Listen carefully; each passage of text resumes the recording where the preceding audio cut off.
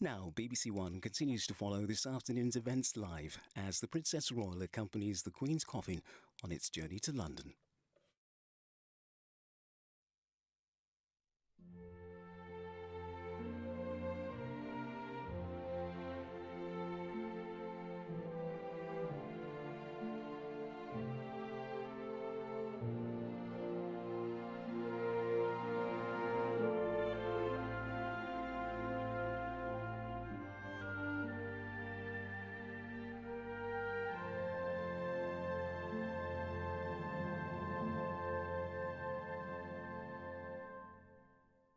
Good afternoon and welcome to our special programme as the Queen's final journey to London begins. Her coffin will leave Edinburgh shortly. The cortege will travel slowly to Edinburgh Airport, that's about 8 miles away from St Giles Cathedral, in a journey that is expected to take about 40 minutes. She will then be flown to London, arriving at about 7 o'clock this evening, before her coffin is taken to Buckingham Palace for one last night. Well, this is the scene near St Giles Cathedral in Edinburgh, where the Queen's coffin has lain at rest since yesterday afternoon. Members here of the royal family, Princess Anne and her husband, who are heading towards the cathedral, where there will be private prayers for about 15 minutes before the cortege departs for the airport. Thousands and thousands of people have spent many hours queuing, lots of them right through the night, to pay their last respects to Britain's longest reigning monarch. So many people came today that the queue had to be closed at lunchtime. People were being turned away because there simply wasn't enough time for them to make it inside the cathedral. But it's thought that about 26,000 or so people have been able to file past the coffin since 6 o'clock last night.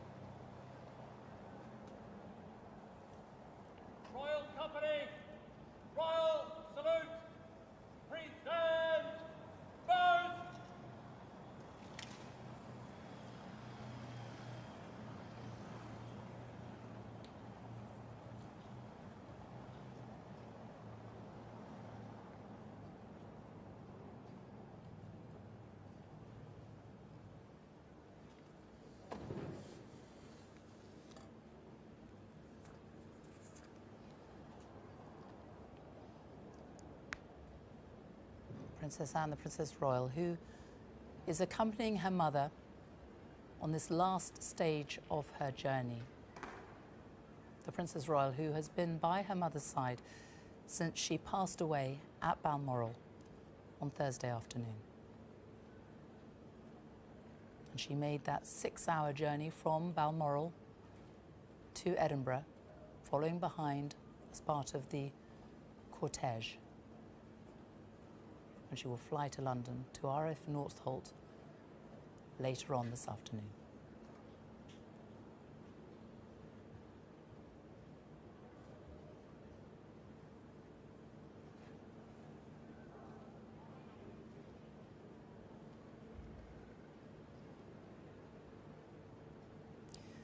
So, as Princess Anne and her husband, Sir Timothy Lawrence, enter the cathedral, these are private prayers. We will not see any of what happens over the next 10 or 15 minutes or so as they prepare to bring the coffin outside and place it in the hearse. But let's join Kirsty Walk, who is outside in the streets by the cathedral. Kirsty.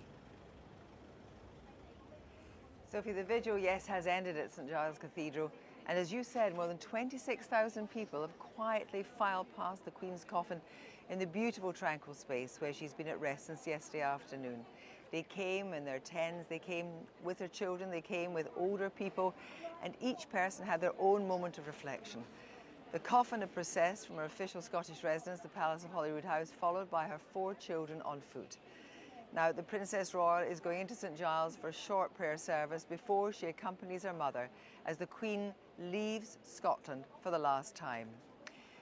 Queen Elizabeth reigned for 70 years, and these scenes over the last few days are now part of our shared memory and woven into Scotland's history.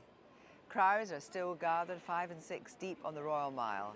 I think she'd have liked her send-off from Scotland with the gillies and the gamekeepers and the warmth of the farewell from people all over the country, and indeed other parts of the UK, have travelled here to pay their respects. The poet laureate, Simon Armitage, writes poignantly in his tribute to the Queen, "Evening has come, rain on the black lochs and dark Munros." Now, while at rest, the Queen's bodyguard in Scotland, the Royal Company of Archers, have stood vigil over the coffin since it arrived at St Giles. And they also stood guard during the lying in state at Westminster Hall of Queen Elizabeth, the Queen Mother, because of her Scottish lineage.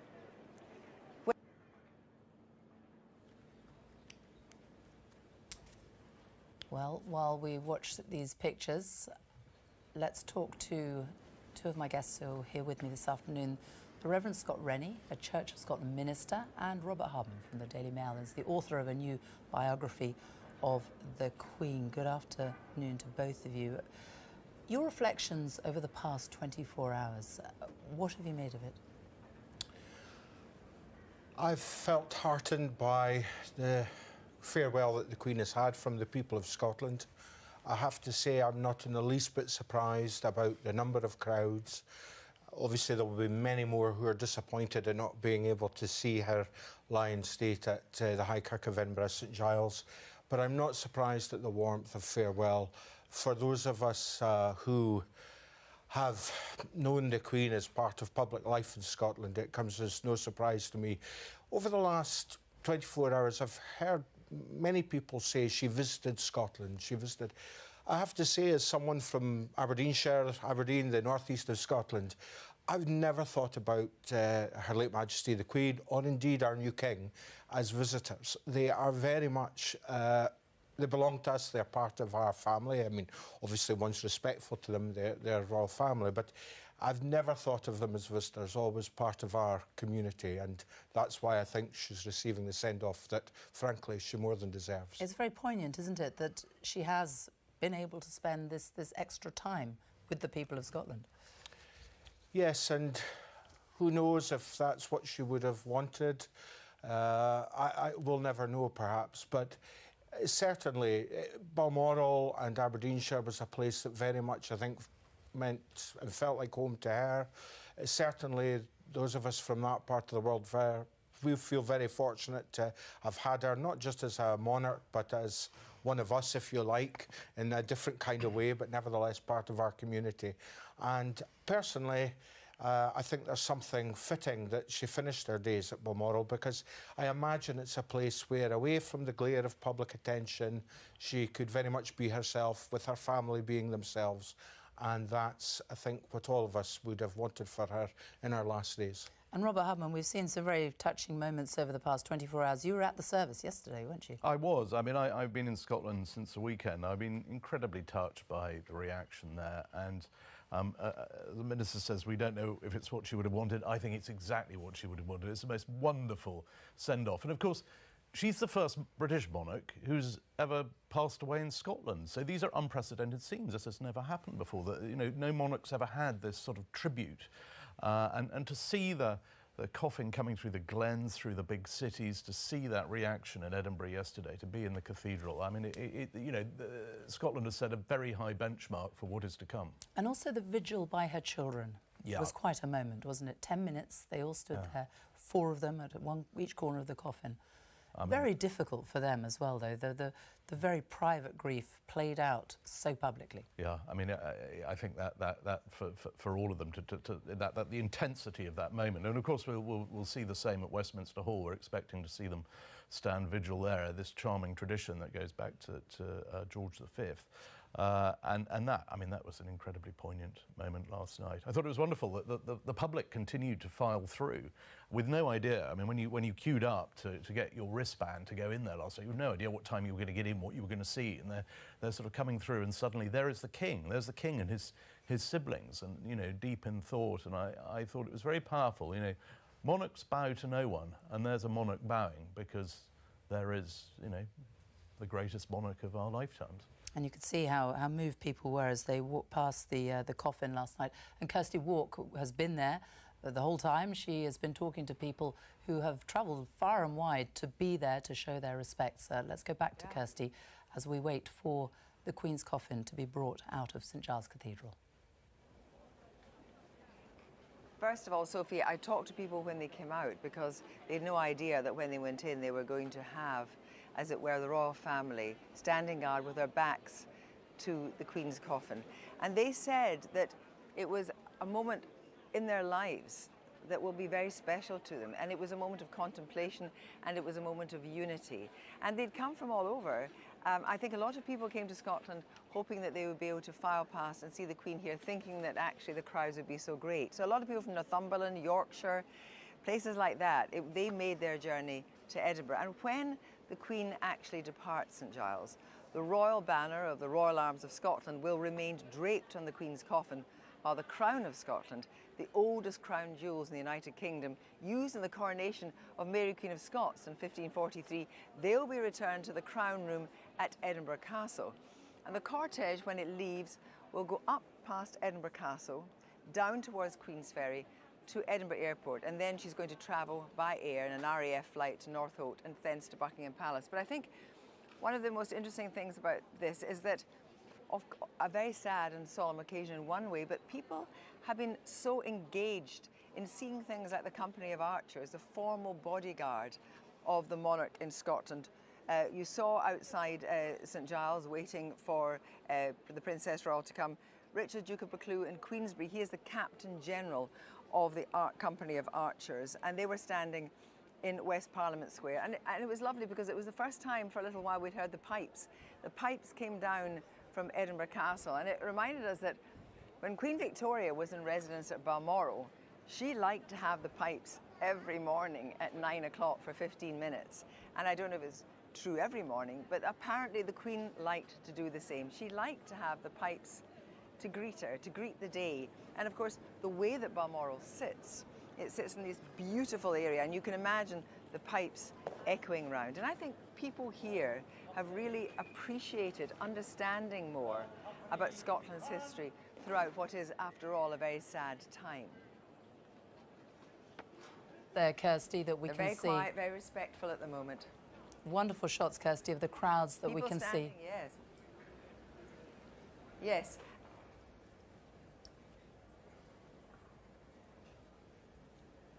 Robert Harmon, it's fantastic to see so many people out there, isn't it? Lining the streets as they have been for so many hours now. Really. As ever, there's the Royal Mile again. You know, I don't know, 20 deep. I mean, I was trying to get through that crowd yesterday. It was almost impossible at times. And it's not, you know, this is not curiosity. And an awful, I was surprised by the number of people who weren't there as sort of tourists who chanced upon this scene. I mean, they come a long way, as Kirsty was saying. And from the north of England, but from all over Scotland, because they genuinely wanted to pay their respects. And I mean, these are extraordinary scenes. Given now this is now effectively the third day in a row where we've seen these scenes on the Royal Mile. And Kirsty was talking about the Queen's piper, wasn't she? And the significance. Yes, I mean, the Queen loved a piper. I mean, it was absolutely, it was like the sort of palace staff would set their watches by at 9 o'clock every morning, piper starts, 9:15 every morning, piper stops. And he'd march up and down below her window. It was a tradition started by Queen Victoria, but the Queen loved it. She loved the pipes. I remember once on a state visit to America, her gift to George Bush Senior was a pipe tune, lament, I don't know what you call it. That was her gift. You know, she asked her piper to commission one especially for him. Whenever she had visitors at state banquets after dinner, the ritual was always began with the pipers coming in. So I mean, wherever she was in the world, you know, the pipes were a very important part of her life. So we're expecting the royal party to leave St Giles Cathedral within the next minute or two. The Queen's coffin, which will be carried out by the bearer party before its journey to Edinburgh Airport. It's found by the Royal Regiment of Scotland. And the Guard of Honour outside St Giles that we've been seeing there already, the King's Bodyguard for Scotland, the Royal Company of Archers. Yes, they've played a very important part. The archers have been have really come to the fore all through the last 48 hours. There they are again, Royal Company of Archers, a body that goes back to the to Georgian times, and they, in fact, several of them, I understand, around 80 of them, will be travelling down to London to stand vigil, stand guard over the Queen at Westminster Hall. So the archers have had a very busy few days. People leaning out of their windows to catch a glimpse of what is about to happen. Let's go back to Kirsty. I was struck by what you were saying about the people surrounding the Queen, and I thought it was really interesting that at Balmoral the gillies stood vigil over the Queen's coffin in the ballroom at Balmoral, and the gamekeepers carried her coffin to the hearse to come over the bridge, over the Dee, this river of rushing water. And I've also thought quite a lot about the fact that the royal household, this is a very sad time for them. People like Angela Kelly, you know, I think we can just see now.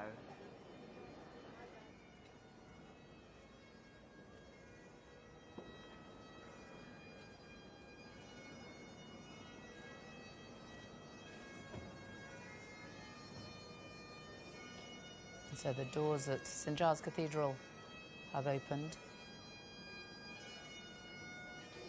The pipes playing Flowers of the Forest.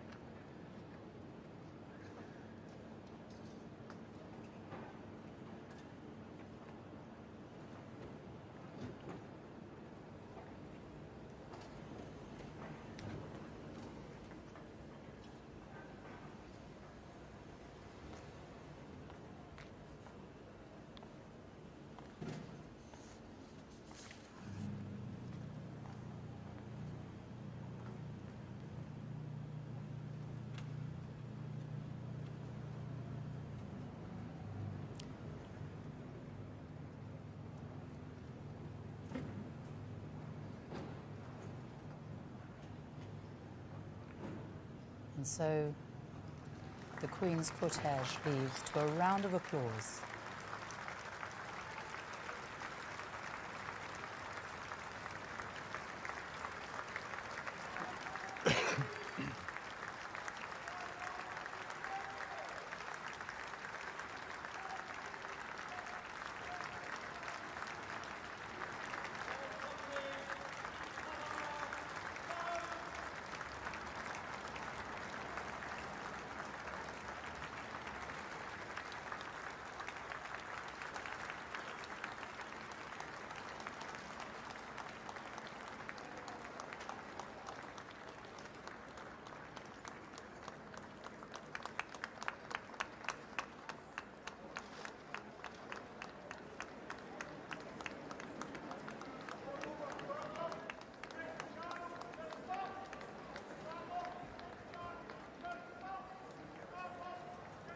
Robert Hardman, the scenes we are witnessing there, it's the silence, the Yes. simplicity and the applause.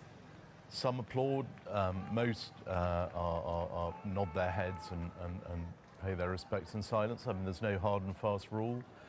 It's incredibly good-natured all the way along here.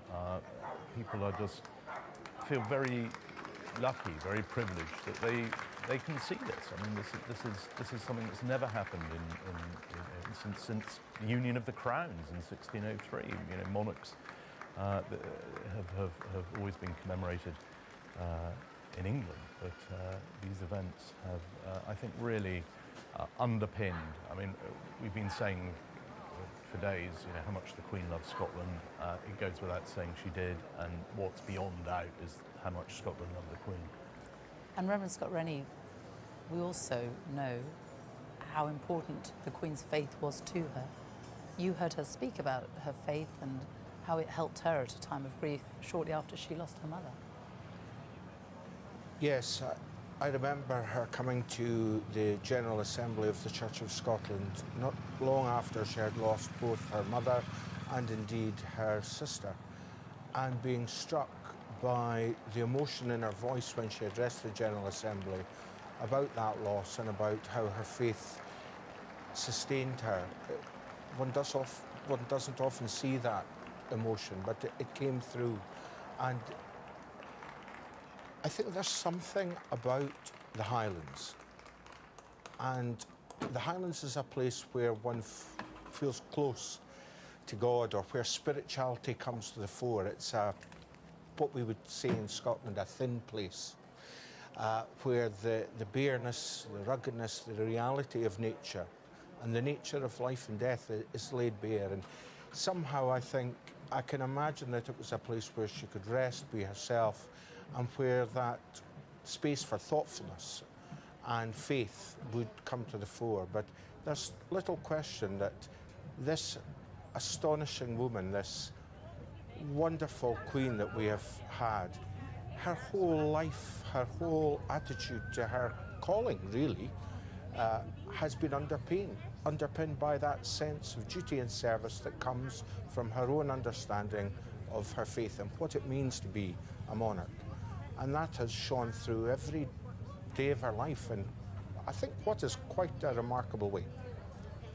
It is also something that we have heard King Charles talk about in the past few days as well, something that has clearly been passed on to him. Yes, and I have to say myself, I've been very interested to see him obviously have to pick up the baton from his mother, and to hear him express how important faith is to him. And as we watch Her late Majesty leave Edinburgh, our Highland Queen, for the last time, I am comforted, and I think many of us will be comforted in Scotland to know that our new King, His Majesty, also shares that love of Scotland. The Highlands also means a great deal to him, and that he also has that sense of rootedness in the Highlands, which his mother had. And there has been something comforting for me, and I think for many in Scotland, about that sense of continuity, which I think the fact that, as Robert has mentioned, this is the first time that we've been able to have these commemorations in Scotland, it has allowed Scotland, I hope too, to feel that sense of continuity it has as the King takes up his calling now and follows in his mother's footsteps. And you can see by the crowds, the people out on the streets, how much it's touched people, can't you? Absolutely. And, you know, perhaps Scots aren't given to great outpourings of emotion. Steely people, that's what a northern climate does for us. But the emotion's there, and this opportunity has really brought that warmth, that sentiment, that intimacy, I think, people in Scotland feel towards the monarch and our family to the fore. I mean, it's there, isn't it? I mean, the Queen loved those contrasts. I thought it was very touching in his homily yesterday when the moderator, Ian Greenshields, referred to that, where he talked about how, you know, yes, she's Supreme Governor of the Church of England when she's in England, but she loved worshipping in Scotland. She loved being part of two churches, and she could see and recognise the strengths of both. And it was always very much the case that, you know, as you know better than anyone. I mean, when she was in your church, she absolutely, you know, that was where she felt she belonged. Absolutely, and to make that change from being, you know, Supreme Governor of the Church of England to be, well, I mean, Her Majesty is never quite just a parishioner, is she? But, but having said that, I mean, I'm told that she loved the simplicity and the dignity of the forms of worship in the kirk. Liturgical, yes, but simple and dignified, as was reflected in yesterday's service. And it's that quiet solemnity, that simplicity, that dignity. Very like her. Very, quite. Huge crowds out on the streets there.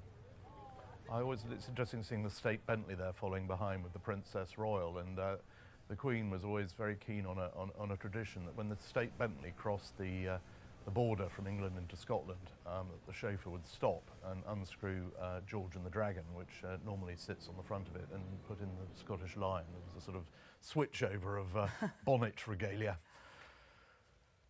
Now, you talked about Princess Anne there.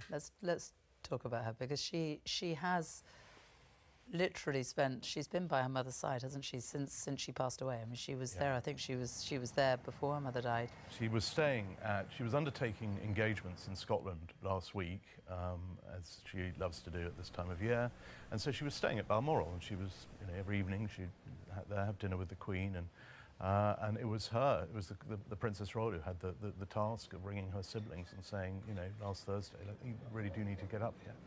And she was with her, as we understand, we don't know for sure, but we understand she was there at the end, and they were terribly close. And she's been so dignified, I think, the Princess, and I think it's entirely right that it's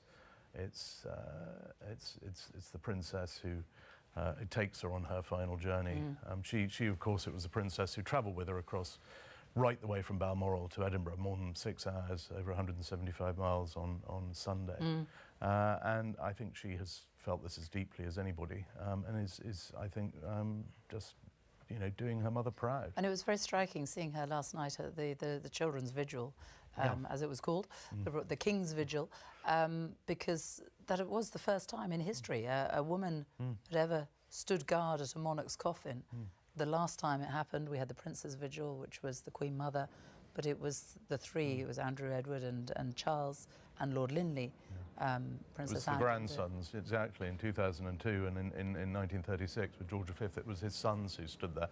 And I suppose in 1936 it wouldn't have occurred to anyone for a princess to do something like that. But, you know, she's a very remarkable princess. I mean, she's possibly the first person in history who, on being made a Lady of the Garter, said, actually, no, I'm going to be a Knight of the Garter. So after her initial, she has KG. She is a knight, even though she's a lady. You know, I think she absolutely plays prince or princess. I think it's immaterial to her. She's a rock solid support for the monarch. And the other woman who was very close to the Queen, who we also saw there last night, who was watching on, is Sophie Wessex, Prince Edward's wife. But I mean, we've seen over the past few days, you can see just the look on her face, how deeply affected she is by this. Yes, I mean, she's been very, very close. Of course, the Wessexes, or the Forfars as they are when they're in Scotland, but the Wessexes live very close to the Queen. and have, you know, all the way through COVID, for example. I mean, they would, albeit at a distance, they'd be sort of keeping an eye on the Queen and always up at the castle.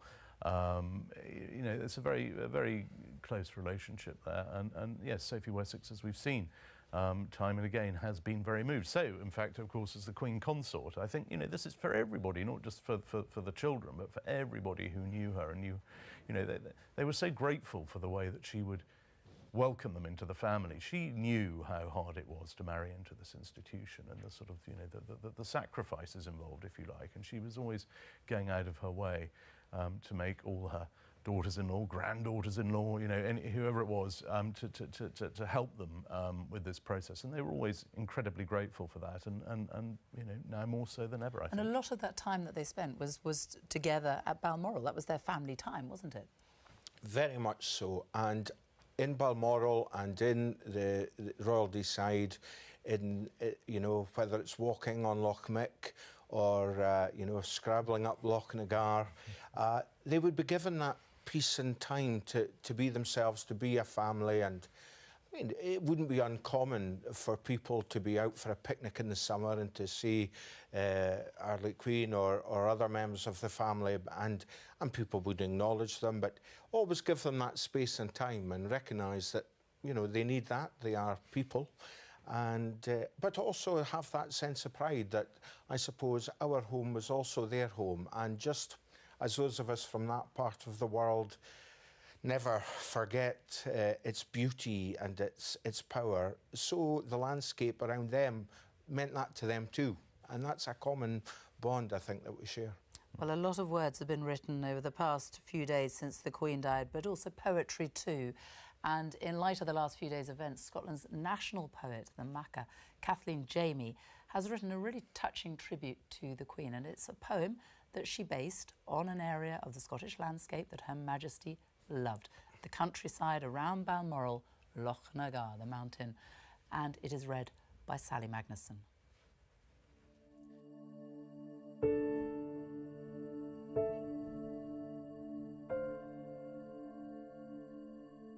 The alder boughs hang heavy, red weighs the rowan trees that line the well-loved path which climbs to Loch Nagar from Dee, and knows at last the open hill, those ancient wind-honed heights where deer stand shy and skylined, then vanish from living sight,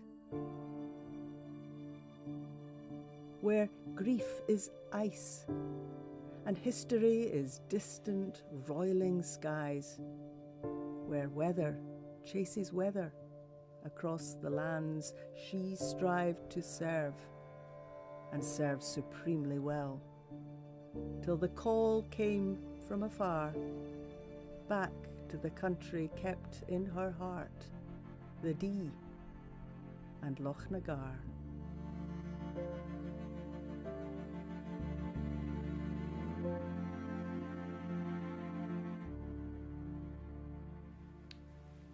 Beautiful words and beautiful scenery as well there. You can see why the Queen loved it so much. Undoubtedly. It's such a moving, emotive landscape, and when you're there and it just, the weather can change. It's such a landscape of mood, and it's rough and it's hewn from the rocks. There's no frills about it. There's no rolling pastures.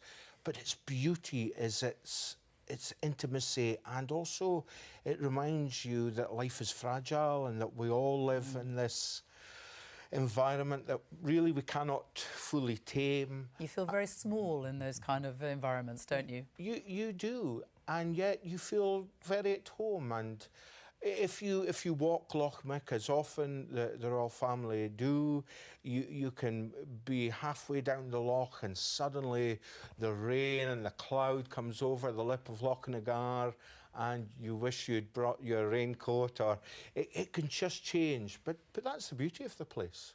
It's a place where you feel eternity. You get that sense that you belong, you know, whether you're a religious person or not, you get that sense that you belong to something greater than yourself.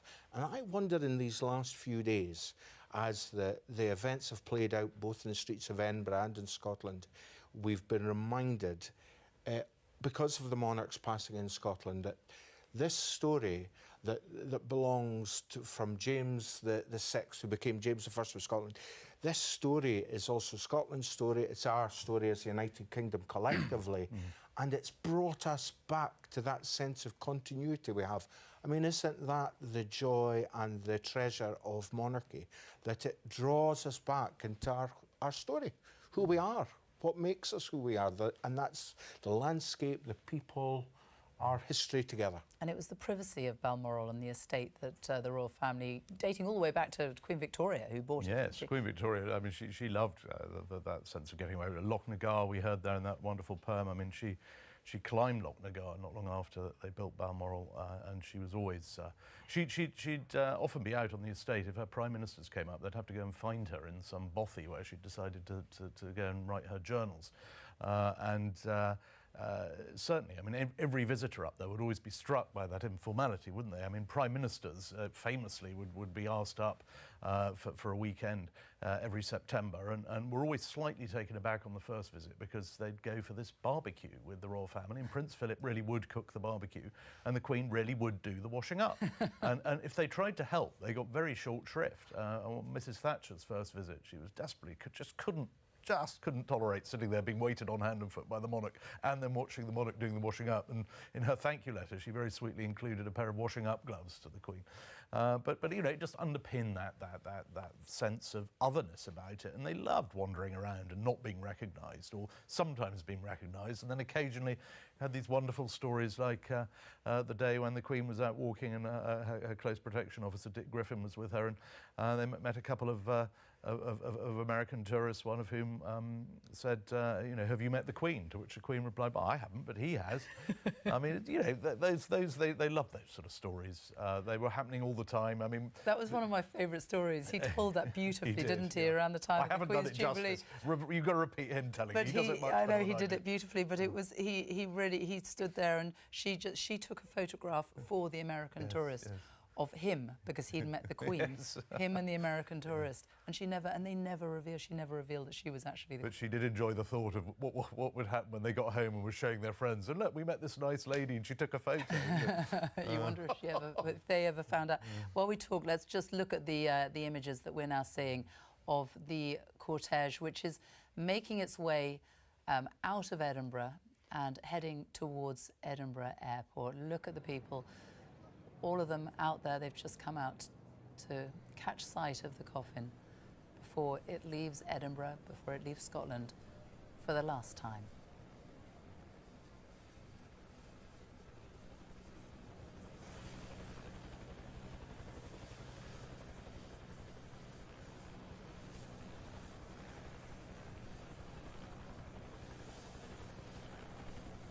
Somebody standing there applauding, people applauding. You can see by the roadside flowers being thrown at the hearse as it passes.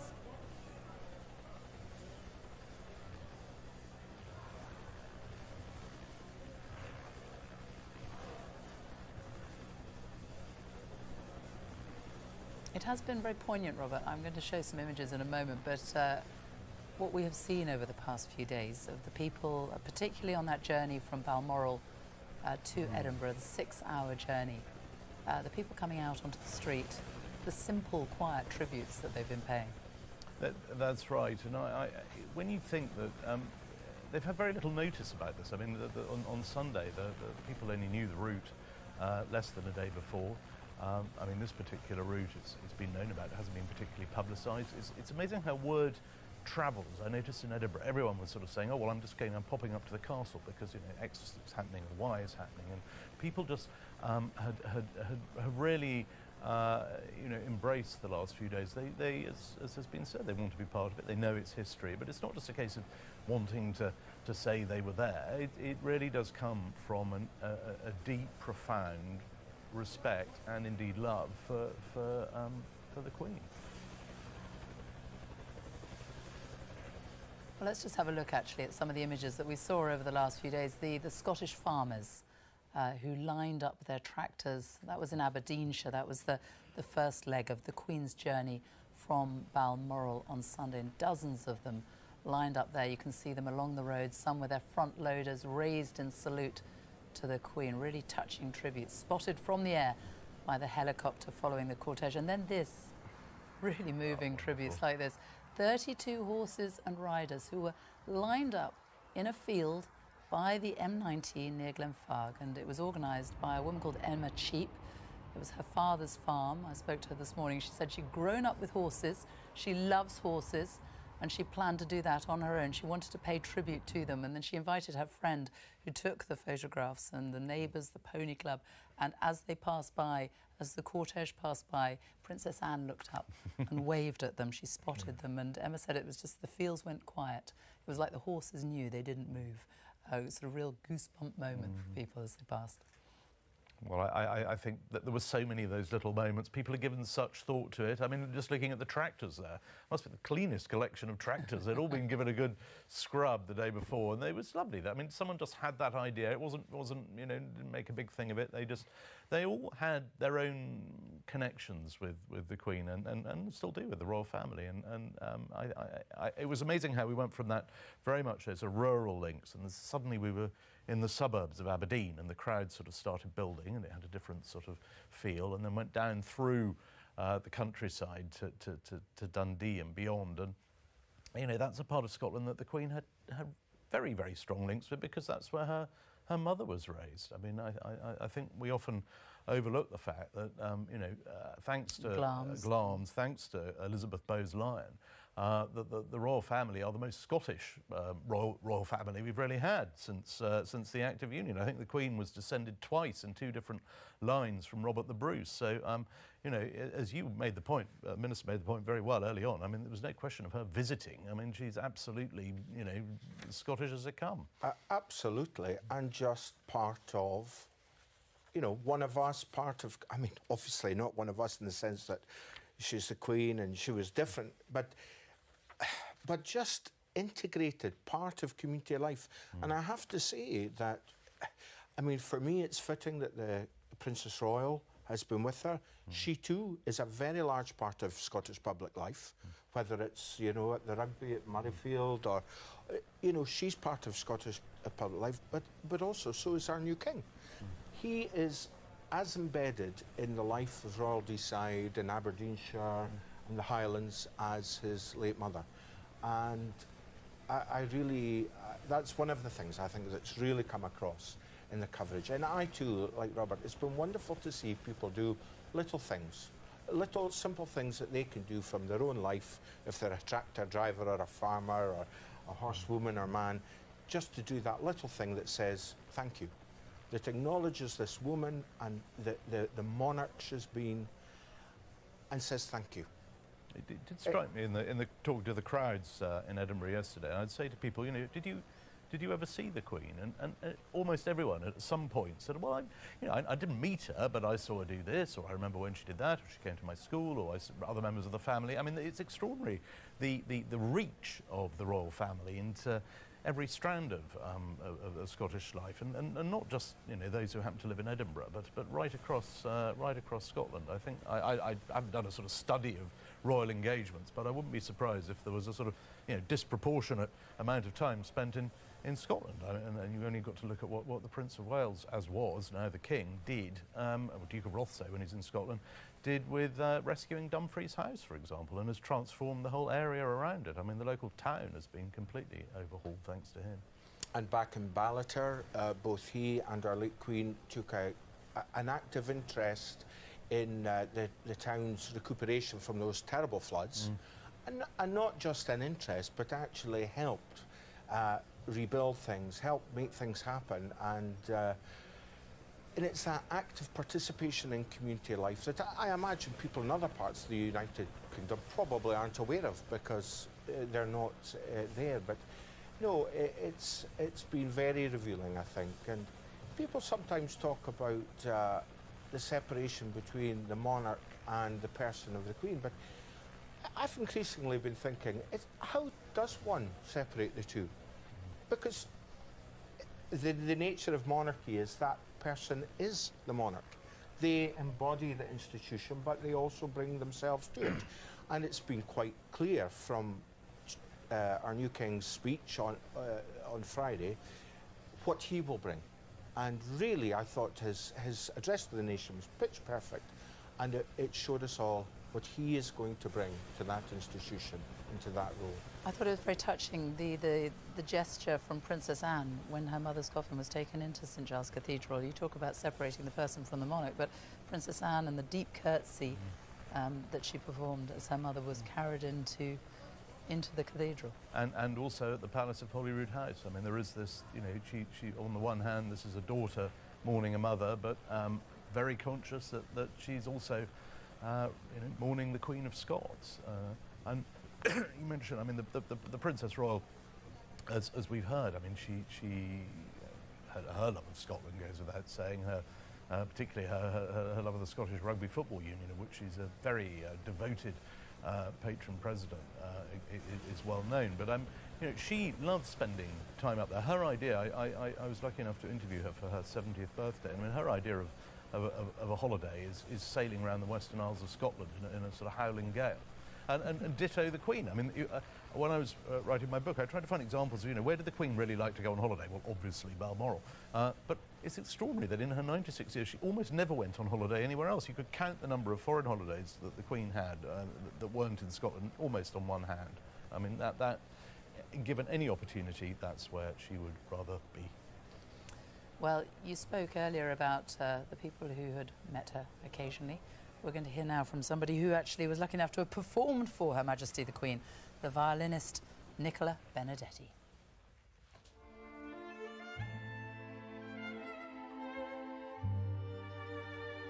The first time I had the honour of meeting the Queen was a historic day in Scotland, the opening of the Scottish Parliament building. I was 16 years old. So many dignitaries there, but of course, I think the highlight for everyone was her presence. I was sort of taken to and introduced to her in the middle of hundreds of faces, and she was extremely funny and complimentary and friendly, and congratulated me on the performance. It was quite daunting and overwhelming, but she put you at ease so immediately. Probably the most intimate and memorable occasion for me was the private meeting when I received the Queen's Medal for Music. She was extremely informed and knowledgeable about my work in music education and my work for young people.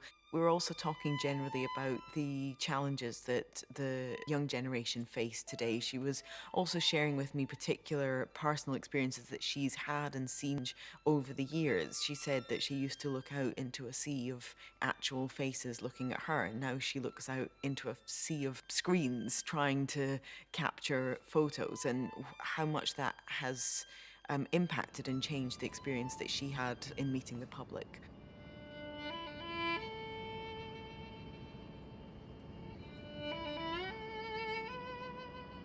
There was just so much content and nuance, and I felt that even in that short period of time, that conversation, I learnt so much, and my perspective both on her but on the world had actually been altered and changed. There are, of course, a multitude of feelings on a general sense within Scotland towards the fact of the monarchy, but I think to separate that from feelings towards the Queen is right and is accurate, and I think everyone is feeling huge sadness and admiration for her and her legacy and the life that she led.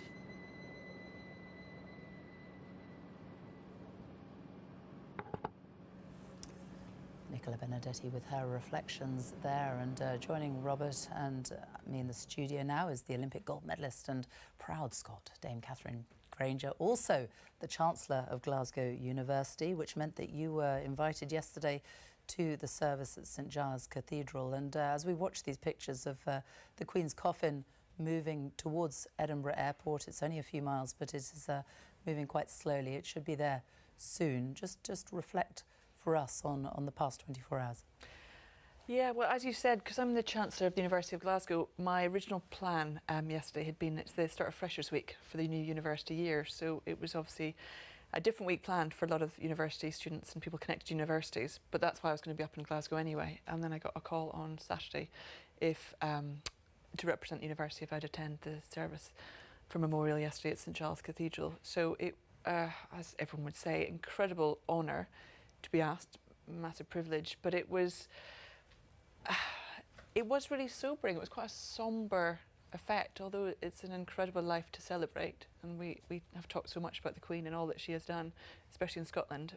It's still, I think inevitably the moment you see the coffin for real, you sort of finally have to accept what has just happened. So it was an incredible atmosphere, you know, the crowds gathering. We've seen the footage already and the people lining the streets already today. There's so much goodwill for the Queen and for the royal family especially as well, who were obviously all gathered there for the memorial yesterday. So a lot of incredible people wanting to be close, wanting to, you know, well-wishers, support, showing their love and gratitude of someone who has made a big difference to that country. And you were very fortunate. You've met the Queen on numerous occasions. You had some quite intimate moments with her, didn't you? Yeah, and I do. I feel very fortunate to have done that. She. I mean, we talk about this now. She is such an icon for the world as well, the United Kingdom. But she, you don't ever, growing up, although she's been this constant through all her life, I didn't expect to ever meet her personally, and never mind sort of a few different meetings. I was obviously part of the British Olympic team for many years, and she always very generously hosted the Olympic and the Paralympic team, usually after the games. Either she had events up at Holyrood, in Edinburgh, down at Buckingham Palace, garden parties within the palaces itself, and it's such a huge moment. I think people who compete for the nation and compete under that Union flag and sing God Save the Queen at every sort of sporting event, to actually then meet, you know, the woman for real, and to be able to have conversations with her, it's a huge moment and a huge event. What was it like? What was she like when you chatted to her? Always engaging, always interested. As many people have said, I think she had this incredible gift of relating to people. Somehow, despite the world and the life she inhabited, could somehow feel relatable to athletes from any background, any walk of life, any sort of part of the country, and she could connect and relate and make people feel very comfortable. She, you know, we talk very famously now, you know, did have a sense of humour and was just interested in people and engaged. And I think, you know, obviously 10-year anniversary this year of the 2012 games, and she had such a strong role during the 2012 Olympic opening ceremony and during the games itself, and a big presence at that time. And I think, speaking to athletes not just from our own team but around the world, there was a huge moment when we saw her meeting the James Bond moment, when she jumped out the airplane. You know, when you talk to athletes from all other nations, they were thinking, you know, this is an incredible country that has someone who is the head of state and would do that. And because it was the fun element, it was the getting involved, taking part, and sort of celebrating the whole event. Well, I mean, to have the confidence to do that. I mean, in so many other countries, you know, I mean, sense of humour and head of state don't go together. But I mean, that was a wonderful, wonderful moment. It was a total surprise that evening in the Olympic Stadium. I remember sitting there surrounded in the press box, surrounded by journalists from all over the world. And they were all a bit confused by a lot of this sort of fabulous Danny Boyle show. They couldn't quite work out what was going on. And suddenly, oh my goodness, it's James Bond, it's the Queen, this is Britain. And the headlines the next day, I mean, as many headlines around the world were, some said, you know, Olympic Games open in London. I think rather more said, Queen jumps out of helicopter with James Bond. It's like we don't think we'll ever see again. It really was an iconic time for the country, and as you say, I think she was such a part of it, wasn't she? And as her family had been, she had actually, on the night of that opening ceremony, she held a reception at Buckingham Palace for all the world leaders. And there was a sort of stunned silence when she reminded everyone this was the third time her family had opened a London Olympics, because no city had had 3 before. Well, as we see all these people lining the streets there, lining the route to the airport for a last glimpse of Her Majesty's coffin, a personal chance to say their goodbye. Let's just take a moment to hear some more personal recollections about the Queen from some of those people whose lives she did touch. I am the Secretary stroke Chairperson of the Glasgow branch of the Association of Wrens 2016. That was the 70th anniversary of the branch being formed, and it was decided that perhaps we would try to take some of the elderly group to the garden party at Holyrood Palace. Eventually, a letter came back saying that the Queen was very, very interested to meet the ex-Wrens because they had served, like herself, during the war. You know, she spoke to every single one of them, and once they got over their nervousness, I think they just spoke to her as though she was a member of the group. They had something in common, that they were all in uniform. They were just so happy, and I think that was a highlight, the whole highlight of their day.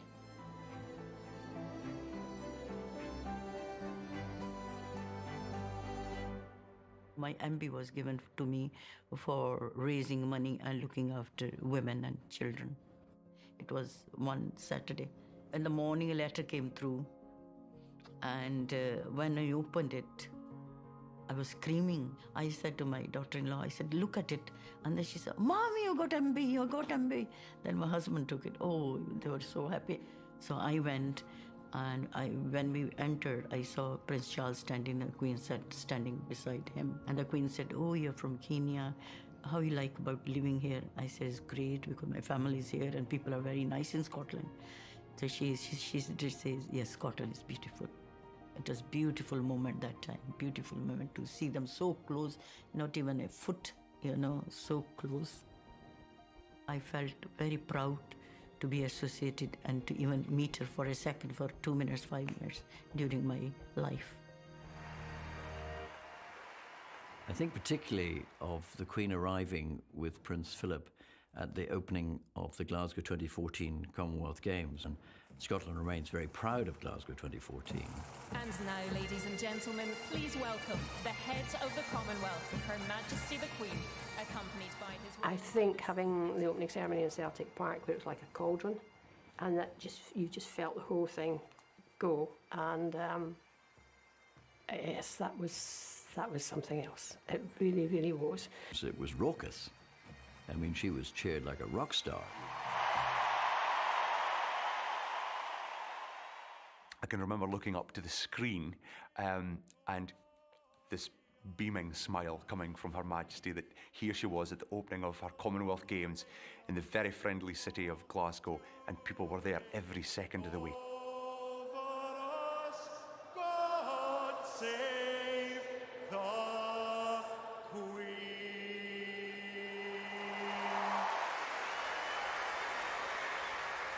The RAF's red arrows there, and it is the RAF who will be flying the Queen back to London this evening. These are live images from Edinburgh Airport, and this is the Globemaster, the C-17 aircraft that will be transporting the Queen's coffin back to London, back to RAF Northolt, just west of London. The flight is expected to take off at about 5:45 this evening. It's an hour-long flight. This is a huge aircraft. It's a heavy lift transport and cargo carrying aircraft made in America, American-made, but we've had them in the RAF for many years. It's a very versatile aircraft that crews love flying, and it has been used extensively, most recently in the Ukrainian conflict, in humanitarian sorties. It's been used as well in the evacuations in Kabul and Afghanistan a year ago. And they're ready to receive the cortege when it arrives at the airport any time now. This is the final journey, isn't it, Robert, from Scotland, from the country that the Queen loved? It is. I mean, it's a very powerful moment. You know, this is the Queen of the United Kingdom who has loved all corners of the kingdom, and she's flying back home. Well, home. I mean, she's back to the capital, but this will be the last time. I mean, a monarch who spent more time in Scotland than any monarch ever, and just as we've said so often, I mean, loves it, feels part of it. I mean, this really is a very profound farewell.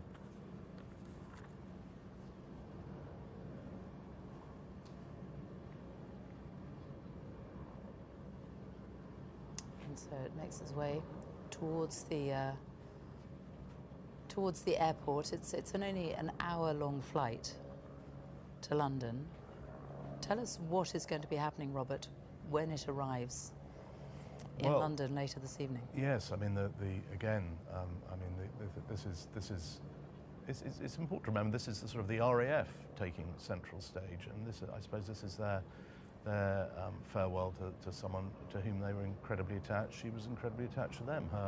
Her father, George VI, first member of the royal family to win his RAF wings, was always delighted to wear RAF uniform. And anyway, she will land at Northolt and then be driven through London back to Buckingham Palace to spend her last night at Buckingham Palace ahead of tomorrow's procession through the capital to Westminster Hall. And we're getting an idea of the sort of scenes that we will see in London over the next few days. It is only Tuesday. It's many days yet until the state funeral next Monday.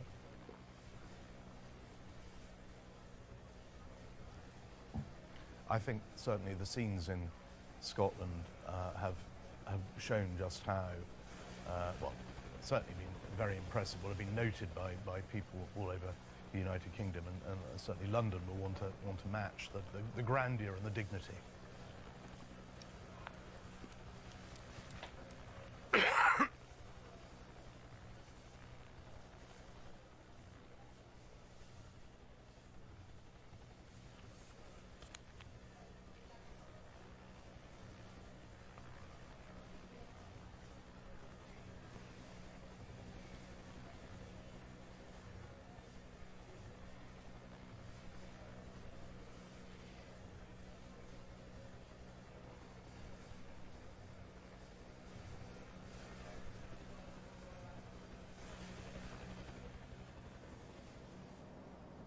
Well, you can see how close the cortege is now. The outriders on the outskirts of the airport making their way. And there will be a simple reception for the coffin when it arrives. There is a bearer party that will carry the coffin onto the C-17,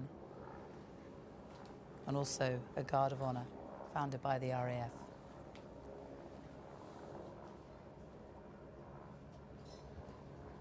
Your thoughts, Catherine, watching these images? Yeah, I mean, as Robert said, it's very moving. It does feel, you know, this is her final farewell to Scotland, as we've said. You know, a place she spent a lot of time in, and the people had a huge love for her. And you know, the sun's lowering the sky. There's so many sort of symbolic, you know, just the images. They're very strong and very symbolic. And you know, this last bit feels quieter. There's a sort of gentleness to the end of this journey as it feels appropriate. I think it's still, I think what was, if there was a positive of it all having to end now, you know, I think the fact that the Queen spent her last days, and you know, the coffin spent the first few days travelling almost the length of Scotland as well down the East Coast, just gave so many people an opportunity to be close to her and to say their farewells. And you know, watching a lot of people gathering in Edinburgh yesterday, and the people in the streets, there's a lot of people being surprised about how emotional they felt and how they wanted to pay respects, but actually found it much more sentimental and much more moving than simply saying goodbye to you know, the leader of the country. It was sort of saying goodbye to someone they felt they had a connection to and they knew. And I think we'll see that, as Robert said, when she does move down to London, and I think we'll see clearly the same crowds and reactions in the south as well. And I think there'll be so many people who will either have, you know, a connection to her, whether they've met her or been somewhere where she's been, or just having just grown up with her or lived a life with them. There's, you know, I think we just have countless people feeling they want to be part of this moment, and you know, it does feel that it's a very difficult moment in time, but it's a real moment in history that is sort of carved into all of our lives now. It is the simplicity of these scenes, isn't it? And I think the silence that is so moving, actually. What was incredible was at the memorial service yesterday, you know, as usual, everyone was seated very much in advance, and there was, you know, organ music being played. There was a sort of gentle, respectful hush, but there was conversation. And then when the music stopped, there was still about half an hour before the ceremony started, but it went to absolute silence. And I think it's very rare you're in huge areas or groups where there's complete silence and everyone is almost caught in the same thought process, and yet with very personal reflections. But it's really a powerful moment, and I think, you know, it's wonderful that these moments, these pictures are captured, and people all over the country, now all over the world, are watching them together, and we'll have different experiences of it, but there's still a sort of community that comes together when you watch this, and you know, we grieve as a nation, really. Well, let's just watch as the hearse draws up by the ramp of this huge cargo plane, the RAF Globemaster. The Guard of Honour there, found by the Royal Regiment of Scotland.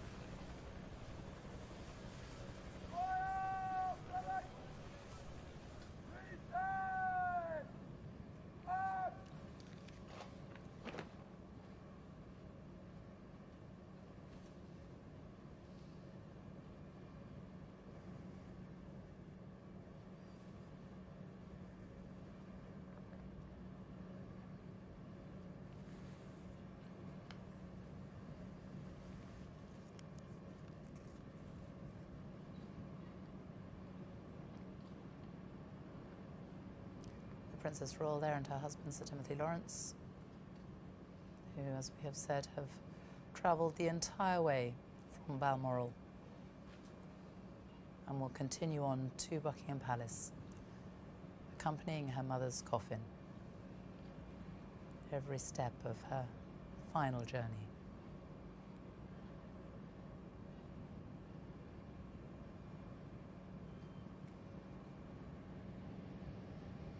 There's a party of people there accompanying the Princess Royal, there to greet the Queen's coffin.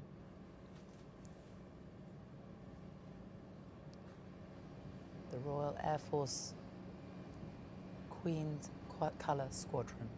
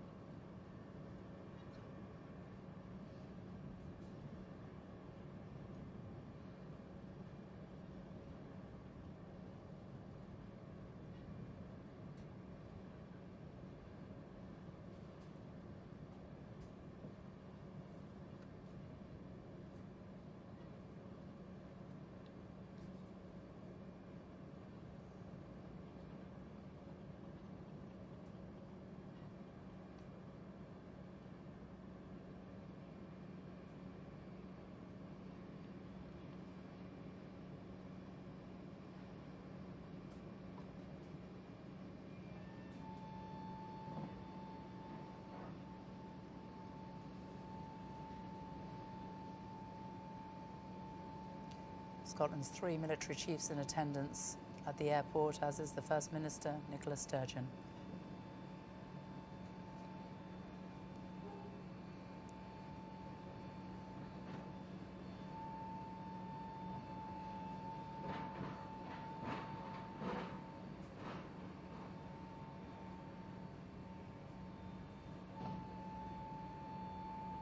Robert Harbin, such a huge aircraft for such a small coffin. It's I think just reflects the magnitude of the occasion. I'm just looking at the landscape beyond. I think one of the great features of the last few days has been, as the Minister was saying earlier, that this Scottish landscape that the Queen loves so much. I have to say, as a Londoner, I think what's coming up a little later on will not be quite as pretty and as majestic. But the hills we saw on Sunday, as watching the coffin make its way along Deeside, and the grandeur of the setting, I think, is entirely appropriate. And I think there we see the Princess Royal going to join the coffin on the plane, and I think entirely right that we have this extraordinary aircraft for such a moment.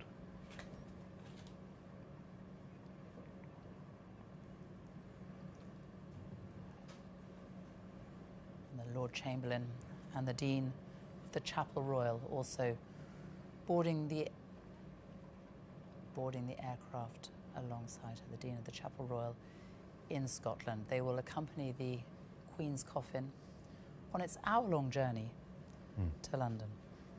It's 1 hour. The call sign, we're told, is Kitty Hawk, which it always was when the Queen was on board.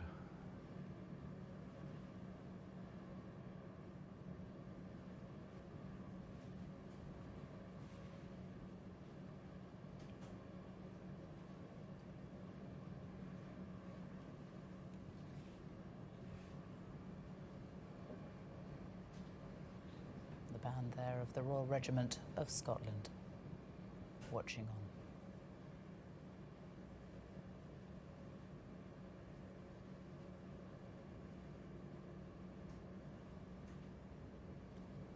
So Robert Harbin, let's just reflect now on what is to come, because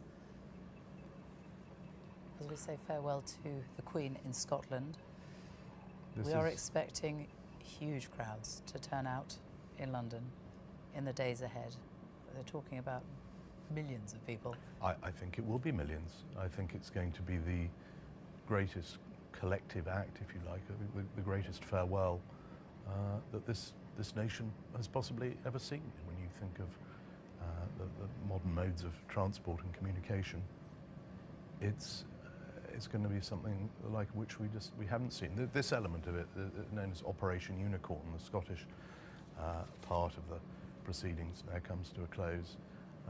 But we know that people are flying in from all over the world to I mean, next week, over the weekend, we'll start seeing world leaders and dignitaries, but just ordinary people, as we've mentioned many times over the last few days.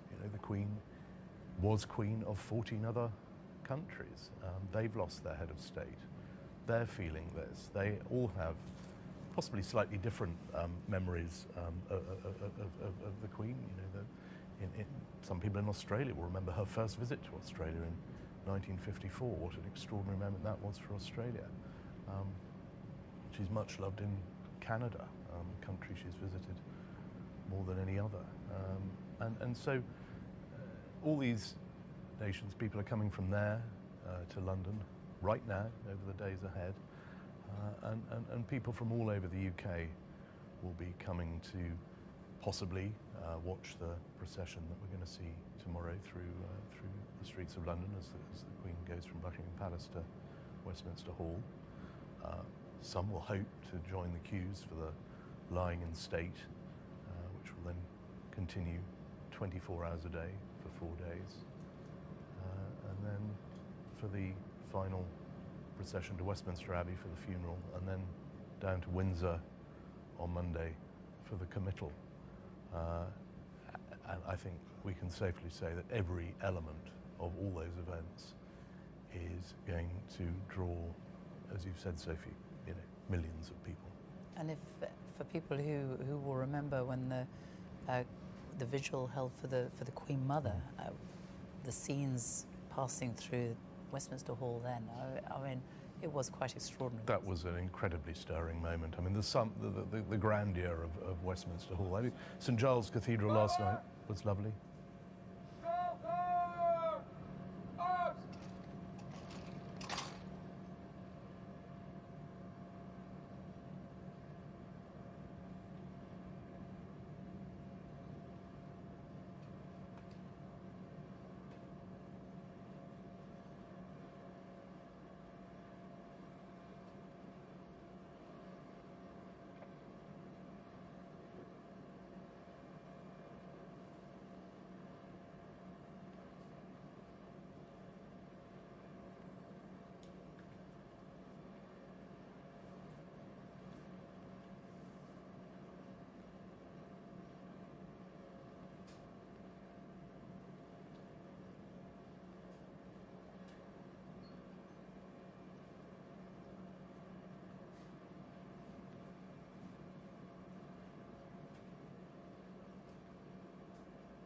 There will be a final royal salute from the Guard of Honour before the plane takes off, and the band will be playing one verse of the national anthem, and then the C-17 will take off into the skies and head south. The engine's starting up.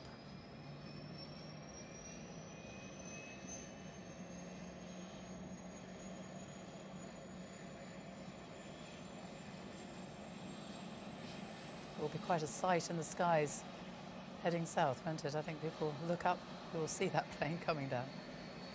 I think if people can see it, if it's a glorious late afternoon there, people will be wanting to capture this sight. I hope the weather will be the same in London. I'm not sure it is.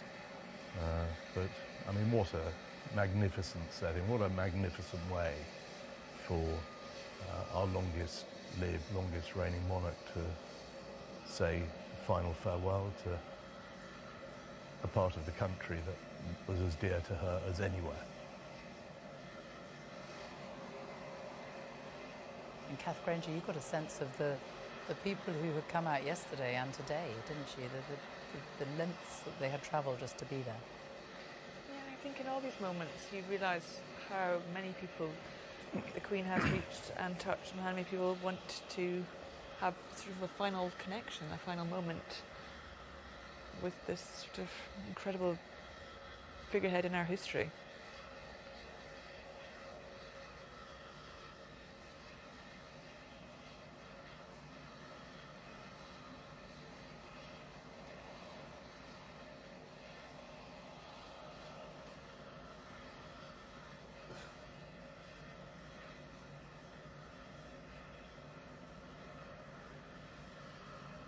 She was, of course, the most travelled monarch in history.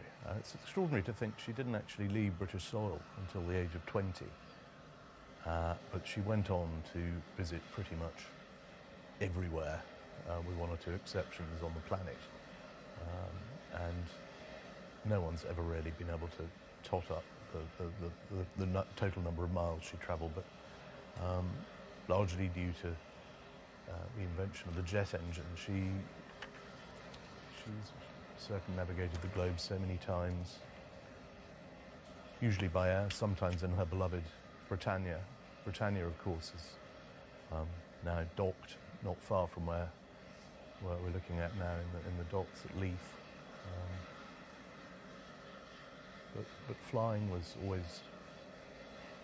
always part of being monarch. She didn't particularly like flying. She knew it's something she had to do. She always liked to have a St. Christopher's medallion on board whichever aircraft she was flying on. Really? Yeah, it was one of the things whenever they were chartering a plane, because unlike most heads of state around the world who had sort of Air Force One or whatever, the Queen didn't have her own long-distance jumbo jet or anything, and whenever she was travelling, the crew always told, make sure there's a St. Christopher's medallion.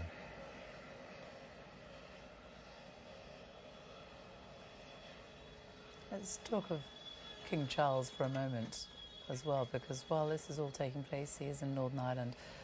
He has already travelled his schedule over the last few days. He's almost 74 years old himself, isn't he? Yeah, 75 next year. He got up this morning at Holyrood House in Edinburgh, spent the day in Northern Ireland, and is now like the C-17 is on his way to London.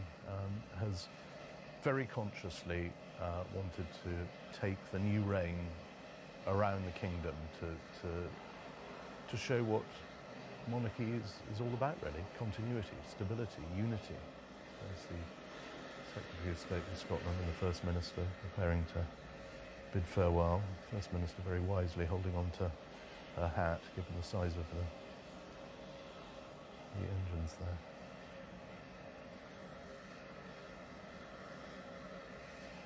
As the First Minister, of course, who read the lesson yesterday at St Giles's in that fabulous service.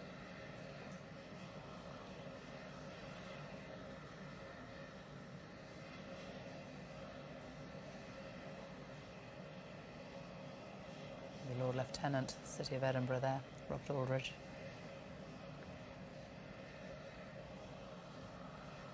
Lord Lieutenants have played a very key role in all these events in recent days.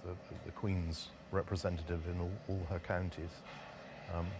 They've all known her, they've all known the royal family very well. I think they'll be particularly will be feeling her loss. Everywhere she went, the first person she'd usually meet in any county would be the Lord Lieutenant. And you have to remember the guard there, the people, they will have known her for year after year after year, won't they? That was their role, and she had every week, every year, the week, the Holyrood week. It will be very poignant for them too, won't it? It will, and whenever she was at Balmoral, there was always a guard, often from the Royal Regiment of Scotland or from other regiments, would be up there as it wasn't a great deal of ceremonial, but they were always very proud to play a part. I think anyone who's served in uniform in any of the armed forces will feel that extra special connection, because you did serve Queen and country, and once again now King and country. My mum was brought up northeast of Scotland, and my granddad was in the police force. So when we saw Ballater, the local towns of Aboyne and Kincardine O'Neill, the three sort of groups of police from the three towns would be asked to come along when the royal family were in residence, especially when they were having picnics and things. So my mum's got photos of my granddad with them all in uniform, sort of very discreetly, but basically looking after the royal family as they had their picnics. And he'd come back and tell my mum and my aunt about a very young version of Anne and Charles running around having their picnic. So I think, you know, like we've said, this connection to family life that the locals, I think, really respected, and I think that warmth was there because they respect the royal family, but they saw them as a family as well in the community, and that's an incredible thing to be part of.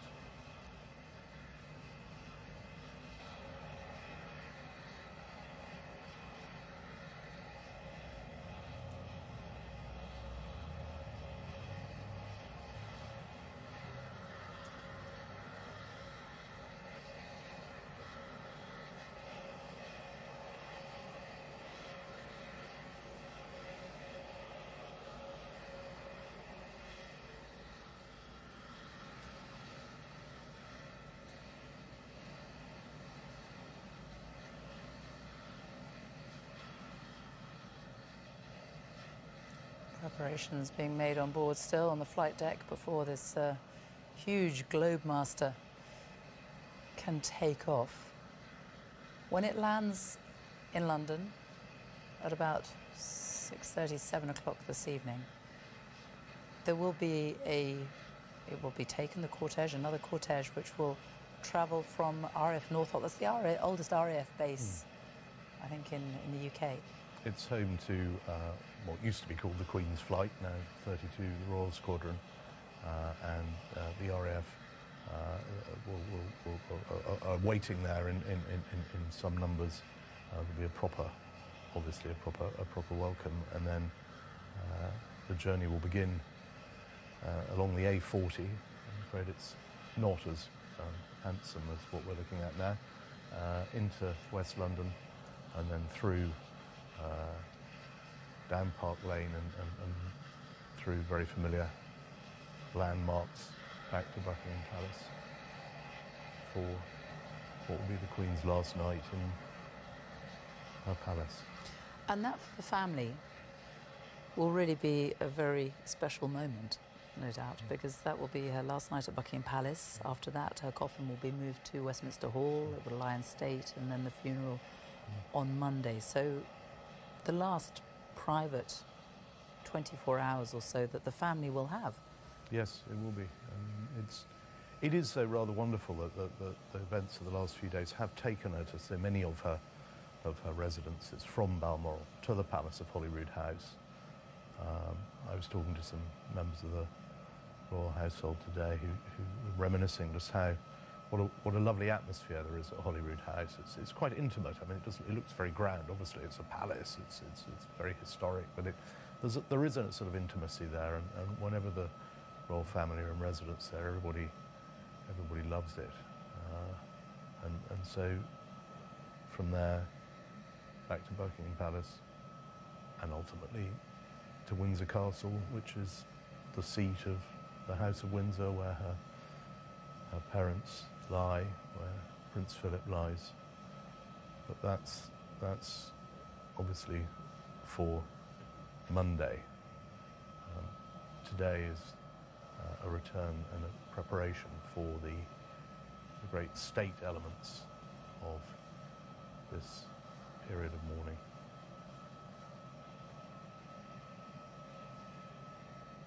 But can we expect the family members, like the new Prince of Wales, the Princess of Wales, can we expect them to all gather tonight at Buckingham Palace? The Queen's coffin is going to the Bow Room, isn't it? The coffin will rest in the Bow Room. I'm quite sure they'll all be coming to pay their respects, and they'll obviously be all gathering tomorrow for the procession.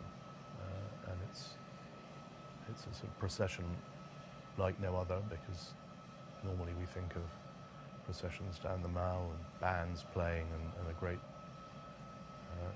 amount of spectacle and pageantry, but there will be, despite the grandeur of it, despite the history and obviously all that it represents, it will be a family.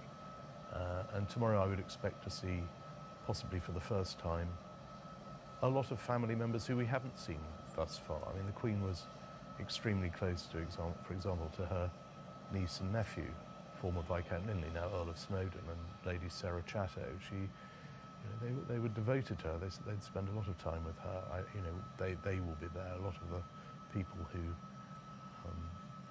from her mother's side of the family, I would expect to see them processing as well. And of course the staff, who are just utterly devoted. I think we forget at a time like this that of course members of her family are mourning their mother, but I mean there are a lot of people. There were some very emotional scenes, I'm told, at Balmoral as she left on Sunday morning. There's a real sense of losing someone to whom, I mean, love is the word, I'm afraid. It's love. Well, the stairs have been taken up there. The band stands ready. The final royal salute will take place before one verse of the national anthem.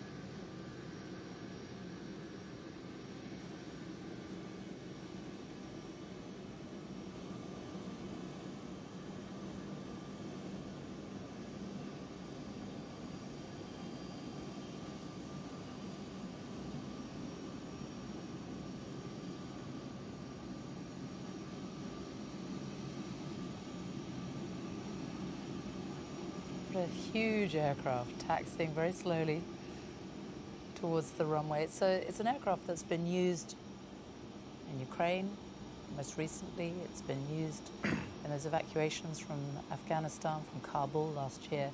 It's also been used to repatriate the bodies of British servicemen and women in years past.